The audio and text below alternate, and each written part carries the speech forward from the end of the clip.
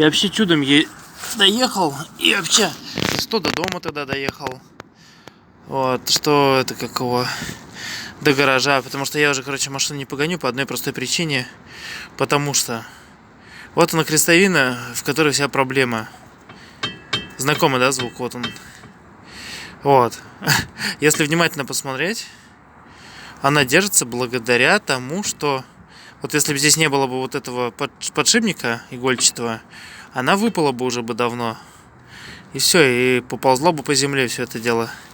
И не было бы хода своего. Масло откуда выделил, не знаю. Вот, короче, вот надо вот крестовину, подшипники вот эти крестовины, и крестовину вместе, так как она уже повреждена. И вот еще повреждение уже настучала вот эта вилка карданного вала на вилку муфты редуктора. Вот, видишь, она здесь вот опирается. То, что такая фигня. Это самое первое, что надо сделать. А там еще есть как бы... Сейчас еще суппорт посмотрю.